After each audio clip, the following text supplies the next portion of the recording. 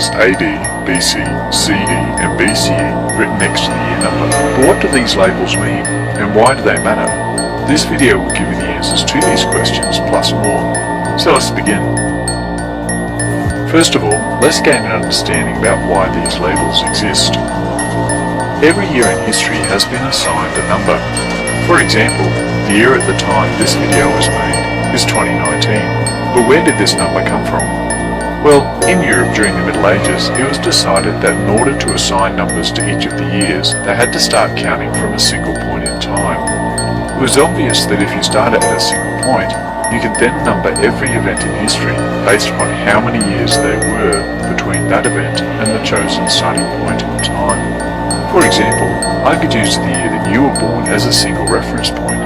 By doing that, you can tell me that you started school 6 years after the year you were born, or that your mother was born 30 years before the year you were born.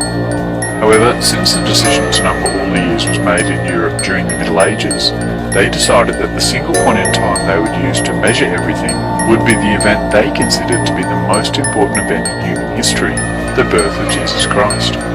Using the system, they described any event that occurred before the birth of Christ as BC, meaning before Christ. For example, if a famous battle occurred 10 years before Jesus was born, they called that year 10 BC, 10 years before Christ. As a result of this system, the years before the birth of Christ count backwards, just like negative numbers in maths.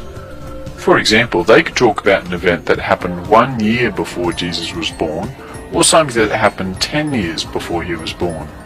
What you will notice as you study history is that this means that the years with larger numbers in BC happened before years with smaller numbers BC. For example, Julius Caesar was born in 100 BC but died in 44 BC.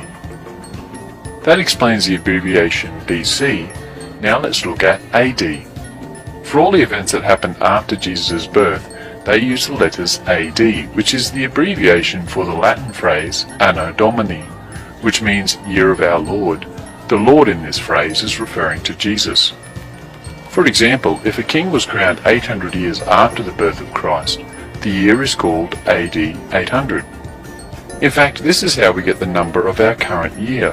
Remember, the year this video was recorded is 2019. Which means that it has been 2019 years since the supposed time of Jesus' birth. At this point, I must mention that there is a common error that people believe that the letters AD stand for after death, as in after the death of Jesus.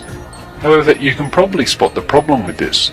If BC numbers everything before Jesus was born, but we have to wait until after his death to start counting everything else, how do we number the 30 or so years that Jesus was alive? So please don't make this mistake, as you'll get very confused. Just remember that AD counts the years from the time of Jesus' birth, not his death. Now you know that all events in history can be assigned one of two labels, BC for everything before the birth of Christ, and AD for everything after the birth of Christ. For example, it is believed the Great Pyramid in Egypt was built around 2,600 years before Christ, so we call that year 2600 BC.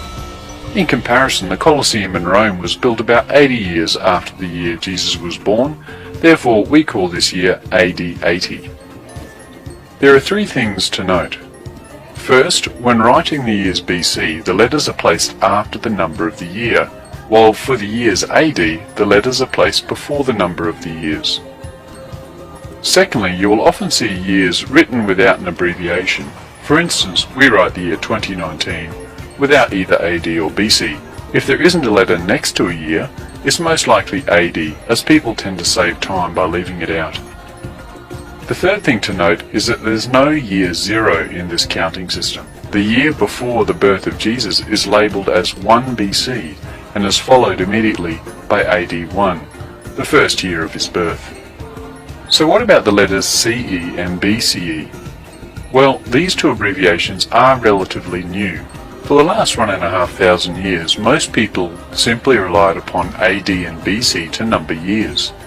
However, in the 20th century, some people didn't like the religious nature of the original terms and wanted a non-religious version to be used instead. As a result, they chose to replace BC and AD with new terms that didn't mention Jesus Christ. So instead of BC, they use BCE, which means before Common Era, and instead of AD, they use CE, which means Common Era. For both CE and BCE, the letters are both placed after the number of the year. However, even though they have changed the labels, they still measure time based upon the same date that was believed to be the birth of Jesus Christ. Therefore, even though the letters change, the numbers haven't. For example, if an event happened 3 years after the birth of Christ, it can be labelled as AD 3 or 3 CE. The number stays the same, but the label changes. In the same way, if an event happened 10 years before the birth of Christ, it can be labelled as 10 BC or 10 BCE. The use of CE and BCE have become more popular in recent years, but you will still see BC and AD used a lot, so make sure you know what they mean.